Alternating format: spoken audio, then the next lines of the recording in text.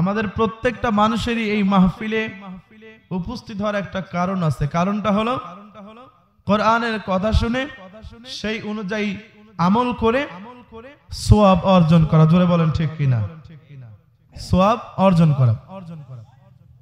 অনুরূপভাবে আল্লাহ রাব্বুল আলামিন এই পৃথিবীতে আমাদেরকে সৃষ্টি করেছেন, এই পৃথিবীতে আমাদেরকে পাঠাইছেন, তারও একটা উদ্দেশ্য আছে। জোরে বলেন ঠিক কিনা?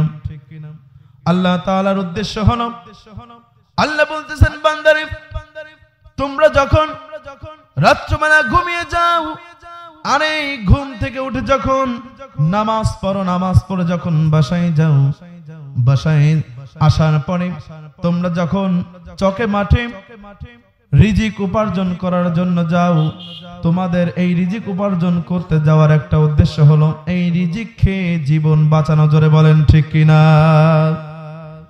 অনুরূপভাবে আল্লাহ রাব্বুল আলামিন আমাদেরকে এই দুনিয়ায় পাঠাইছেন, তারও একটা উদ্দেশ্য আছে।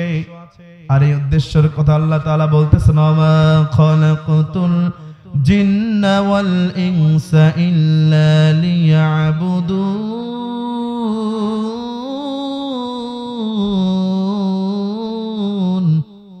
আল্লাহু আকবার।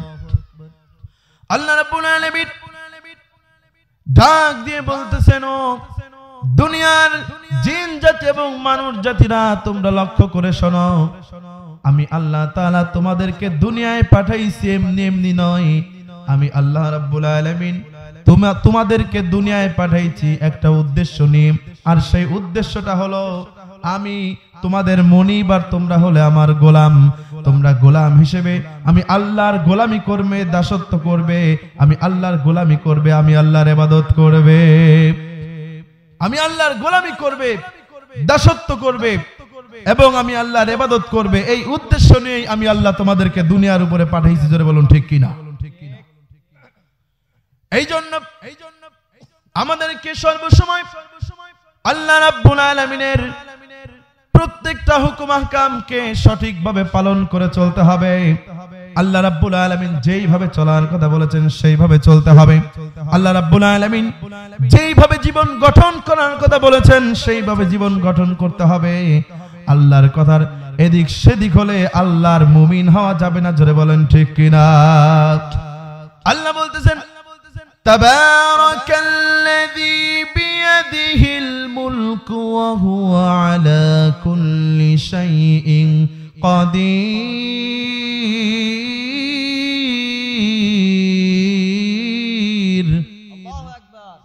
আল্লাহ রাব্বুল আলামিন পবিত্র কোরআনুল কারীমের মধ্যে বলতেছেন, বান্দারে আমার, মহিমান্বিত হলো তিনি যার হাতে মহাবিশ্বের রাজত্বের চাবিকাঠি, যার হাতে মহাবিশ্বের ক্ষমতার চাবিকাঠি, যার হাতে তোমার প্রাণ, যার হাতে তোমার মান, যার হাতে তোমার জীবন। যিনি ইচ্ছা করলে এই মুহূর্তে তোমাকে মৃত্যু দান করতে পারেন, যিনি ইচ্ছা করলে মৃত্যু ব্যক্তিকে জীবিত করতে পারেন। জোরে বলুন ঠিক কিনা? সেই মহান রব্বুল আলামিন বলতেছেন, الذي خلق الموت والحياة ليبلوكم أيكم أحسن عملا।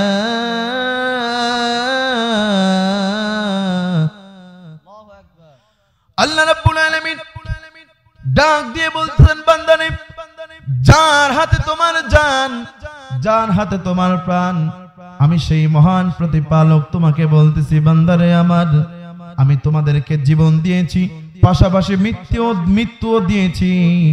আর এই জীবনের সাথে মৃত্যু দেওয়ার কারণ হলো আমি আল্লাহ রাব্বুল আলামিন এই মৃত্যুর দ্বারা তোমার আমলকে পরীক্ষা করব। তোমার নয়, শুধু এই পৃথিবীর প্রত্যেকটা মানুষের বান্দা বান্দীদের আমলকে পরীক্ষা করব। আর দেখব কে এই আমলে উত্তম, কে এই আমলে উত্তম কর্মশীল। আমি আল্লাহ তাকে পরীক্ষা করব। আর যে এই আমলে উত্তম কর্মশীল হতে পারবে সে আমার জান্নাতে প্রবেশ করবে। জোরে বলেন সুবহানাল্লাহ। সম্মানিত উপস্থিতি কিরাম, এই জন্য আল্লাহ রাব্বুল আলামিনের আশিক হতে হলে, আল্লাহ রাব্বুল আলামিনের কাছে মুমিন হতে হলে যেই চারটা গুণ থাকা দরকার, বিশেষ করে যেই চারটা গুণ নিয়ে জীবন গঠন করা দরকার, সেই চারটা গুণ আমি এখন পয়েন্ট অনুযায়ী বলবো, মনোযোগ দিয়ে শুনবেন এবং সেই অনুযায়ী আমল করার চেষ্টা করবেন। আল্লাহ তাআলা আমাদের সবাইকে সেই তৌফিক দান করুক, সকলে বলুন আমিন। আল্লাহ রাব্বুল আলামিন ডাক দিয়ে বলতেছেন বান্দারে, ওয়াল আসরি ইন্নাল ইনসানা লাফি খুসরি ইল্লাল্লাযীনা আমানু ওয়া আমিলুস সালিহাতি ওয়া তাওয়াসাউ বিল হাক্কি ওয়া তাওয়াসাউ বিস সাবরি। আল্লাহ তাআলা ডাক দিয়ে বলতেছেন, ওয়াল আসরি ইন্নাল ইনসানা লাফি খুসরি, সমস্ত মানুষ ক্ষতির মধ্যে। আল্লাহ তাআলা ডাক দিয়ে বলতেছেন, বান্দারে আমার, সময়ের কসম, যুগের কসম, কালের কসম, আসর নামাজের সময়ের কসম করে আল্লাহ রাব্বুল আলামিন বলতেছেন, বান্দারে সমস্ত মানুষ ক্ষতির মধ্যে, শুধুমাত্র চার শ্রেণীর মানুষ ব্যতীত। জোরে বলেন, কয় শ্রেণীর মানুষ বাদে? চার শ্রেণীর মানুষ ব্যতীত সমস্ত মানুষ ক্ষতির মধ্যে। আর এই চার শ্রেণীর মানুষের কথা আল্লাহ তাআলা উল্লেখ করে দিচ্ছেন। আল্লাহ তাআলা একে একে বর্ণনা করতেছেন। আল্লাহ বলতেছেন, এক নাম্বার হলো ইল্লাল্লাযীনা আমানু, যেই ব্যক্তি আমি আল্লাহর প্রতি ঈমান এনেছে, যেই ব্যক্তি আমি আল্লাহর অদৃশ্যকে বিশ্বাস করেছে, যেই ব্যক্তি আমি আল্লাহর ফেরেশতার প্রতি ঈমান এনেছে, যেই ব্যক্তি আমার কিয়ামতের প্রতি ঈমান এনেছে, যেই ব্যক্তি আমার জান্নাত জাহান্নামের প্রতি ঈমান এনেছে, যেই ব্যক্তি আমার ওহীর প্রতি ঈমান এনেছে, সেই ব্যক্তি হলো প্রকৃত ঈমানদার। জোরে বলুন আল্লাহু আকবার। আল্লাহ রাব্বুল আলামিন এমন ভাবে যখন বর্ণনা করছেন, এরপরে আল্লাহ রাব্বুল আলামিন বলতেছেন, বান্দারে আমার, তোমরা যদি মুমিন হতে চাও, যদি মুত্তাকি হতে চাও, যদি আমি আল্লাহর আশিক হতে চাও, তাহলে আমি তোমাদের জন্য একটা পথ প্রদর্শক হিসেবে একটা কিতাব পাঠিয়েছি। যেই কিতাবকে অনুসরণ করে চললেই তোমরা আমার কাছে মুমিন হিসেবে গ্রহণযোগ্য হতে পারবে। জোরে বলুন সুবহানাল্লাহ। আল্লাহ বলতেছেন, সেই কিতাব হলো, আল্লাহ বলতেছেন, যালিকাল কিতাবু লা রাইবা ফীহি হুদাল লিল মুত্তাকিন।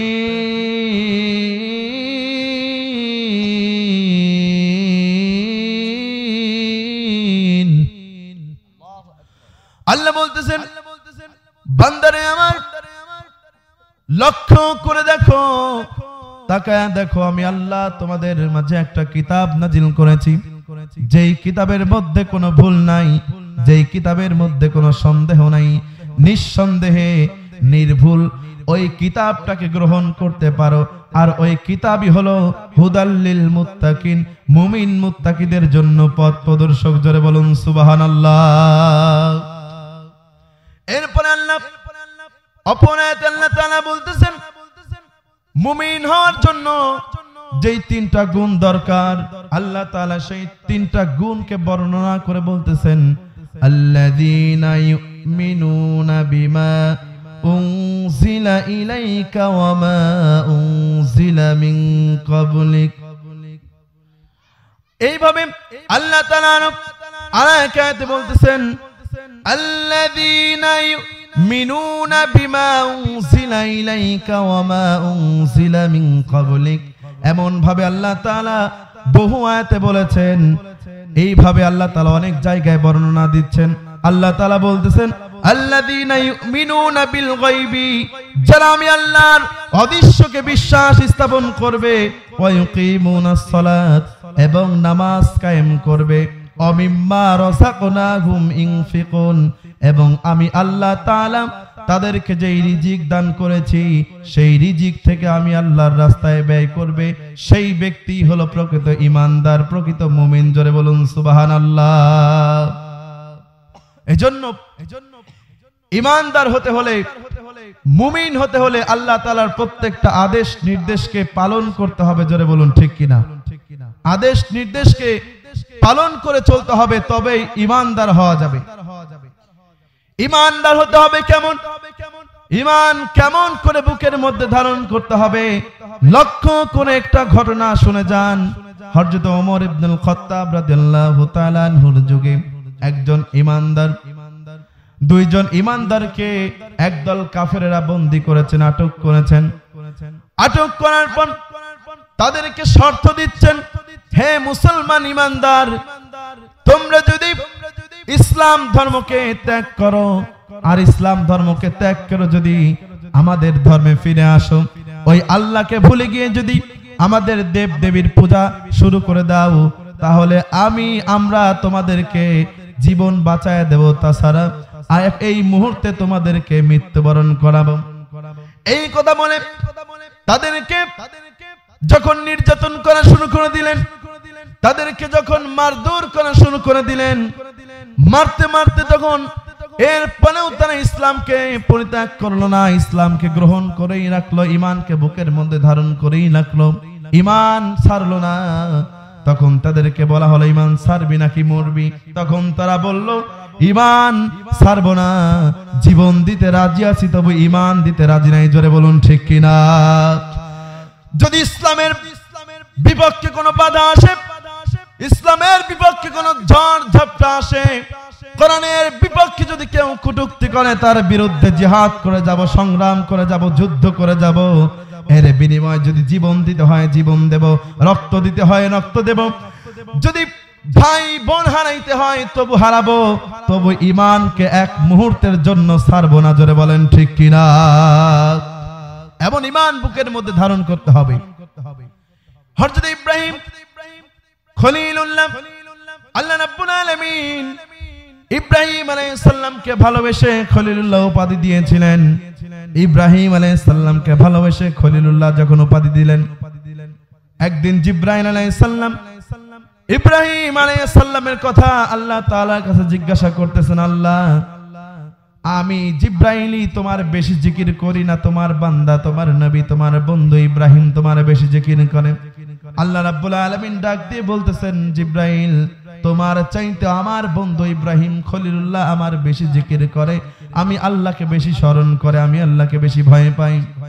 জিবরাইল আলাইহিস সালাম ডাক দিয়ে বলতেছেন, রব্বুল আলামিন, আমি সর্বসময় আপনার জিকির করি, সর্বসময় আপনার স্মরণ করি, সর্বসময় আপনার হুকুম আহকাম আদেশ নির্দেশকে মেনে চলি, তারপরেও আমার চাইতে কেমন করে ইব্রাহিম খলিলুল্লাহ আপনার বেশি জিকির করে, আপনার কথাকে বেশি মেনে চলে, আমার চাইতেও বেশি কিভাবে আপনার আদেশ নির্দেশকে মানে, আমার মাথায় কাজ করে না।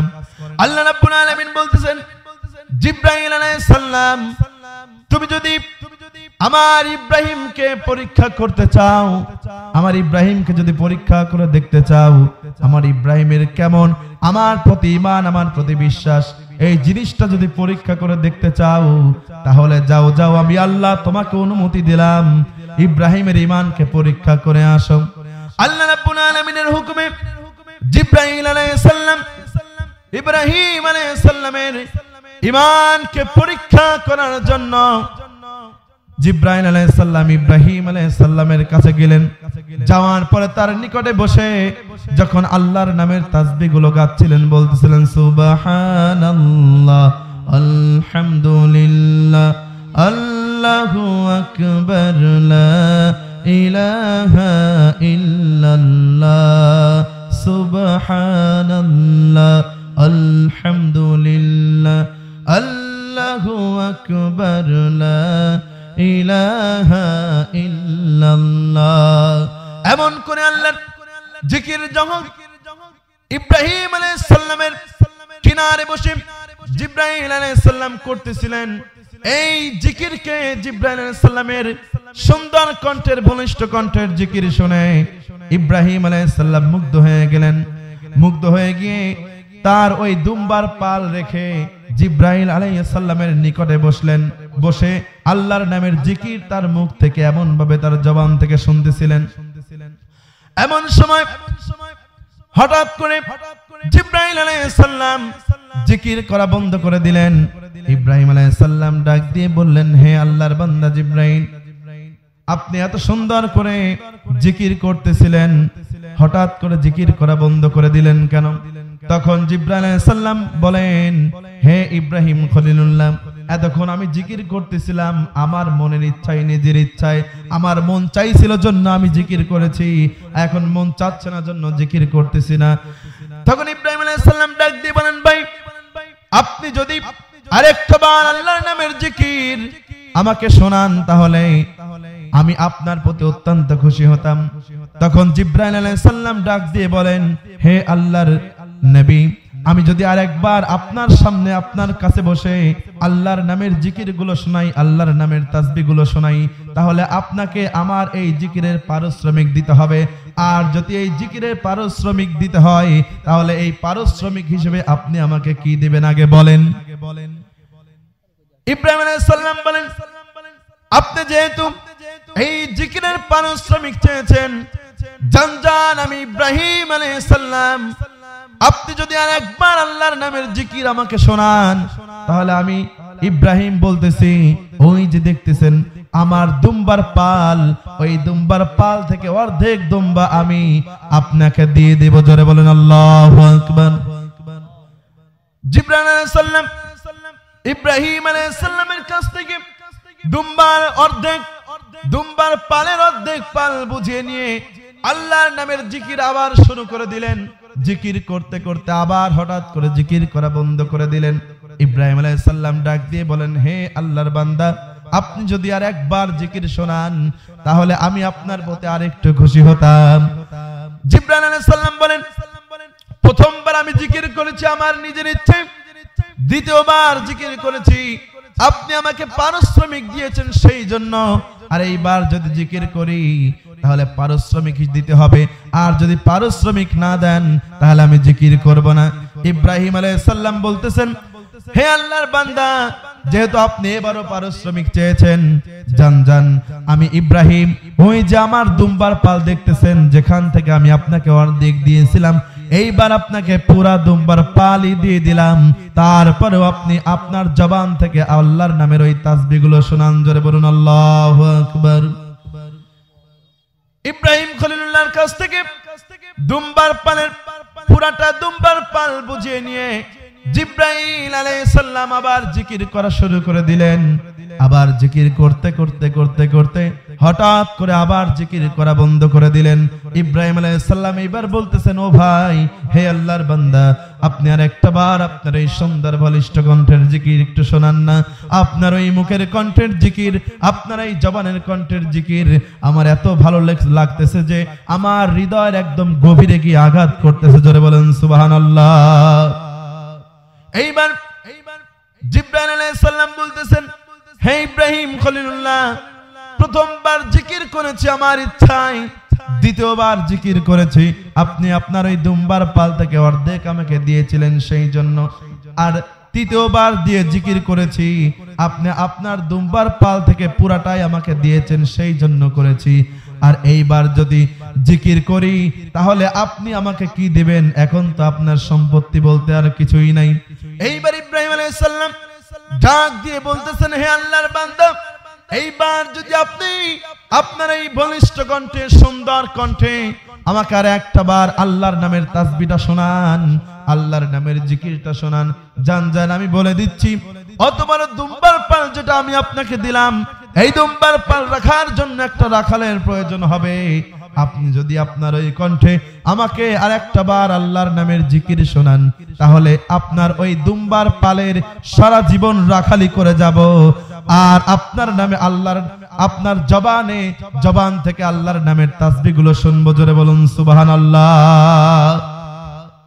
জিবরাইল আলাইহিস সালাম এইবার ডাক দিয়ে বলতেছেন, ইব্রাহিম খলিলুল্লাহ, আসলে আমি আপনার ঈমানের কাছে হেরে গিয়েছি।